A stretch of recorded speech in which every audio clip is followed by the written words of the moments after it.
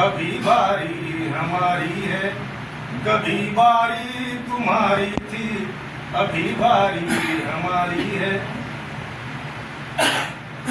गिराओगे हमें कैसे, हराओगे हमें कैसे, गिराओगे हमें कैसे, हराओगे हमें कैसे।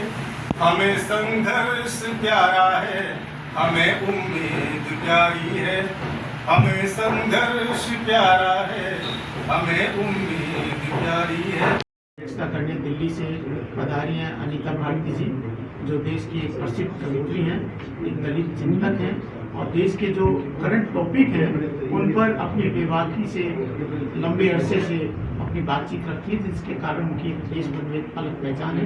मैं चाहूँगा कि वे अपनी रखें इस आज मुझे अलग दुनिया के कार्यक्रम में, जो कि कल बुद्ध पूर्णिमा है और उसकी पूर्व संध्या पर आयोजित कार्यक्रम में शिरकत करने का मौका मिला। मैं अलग दुनिया का बहुत धन्यवाद करती हूँ कि उन्होंने मुझे ये मौका दिया।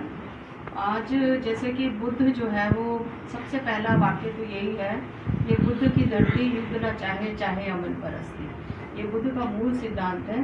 तो दलित साहित्य और बुद्ध की पूरी विचारधारा ही यही है कि देश और दुनिया में शांति हो, अमन हो, भाईचारा हो, सामाजिक न्याय हो, मैत्री हो और हिंसा कहीं ना हो।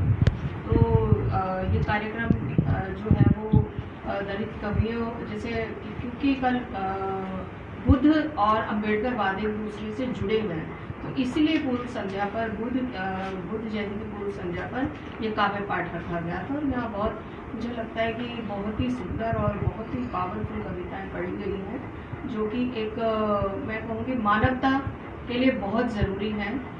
दलित साहित्य ने हमेशा मानवता का पक्ष रखा है, हमेशा जो है वो जाति उत्पीड़न के खिलाफ खड़ा रहा है। और उम्मीद करते हैं कि ये जो वॉइस है, जो भारत की जो वॉइस है, जिसको 2500 साल से दबाया गया था, ये वॉइस बहुत ही स्ट्रॉन्ग तरीके से उभर के आएगी। और अभी साहित्य में तो उसने अपना मुकाम हासिल किया है, मुझे लगता है समाज में भी वो अपना मुकाम हासिल करेगी और वो दिन दूर नहीं जब वो अपने अधिकारों को लेकर के रहेगी। पिछले लगभग 4 महीने से उसी की कंटिन्यूटी में हम अलग अलग विषयों पर बातचीत कर रहे हैं। अभी पिछली बार जब आप लोग आए थे तो मजदूर दिवस पे बात की थी हमने, उससे पहले महिला हिंसा और में धर्म की भूमिका पे बातचीत की थी। ये एक सीरीज चल रही है लगातार और ये अभी पूरे साल भर चलती रहेगी।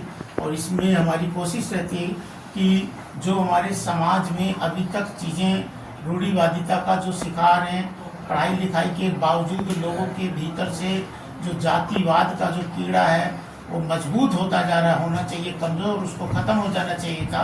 देश की आज़ादी के 75-76 साल के बाद उसे खत्म हो जाने की ज़रूरत थी, लेकिन राजनीतिक पार्टियों के कारण, धर्म के मठाधीशों के कारण वो राजनीतिक ये जो धर्म का कीड़ा और ताकतवर बन के सामने आ रहा है, उसको हम कैसे कमज़ोर कर सकते हैं।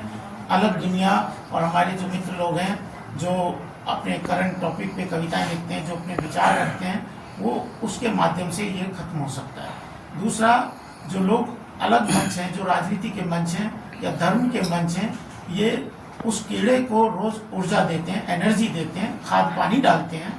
अदरवाइज उस कीड़े की इतनी बड़ी ताकत है नहीं, वो इन्हीं लोगों ने बना रखी है। हम उसी कड़ी में लगातार इस तरीके के आयोजन कर रहे हैं।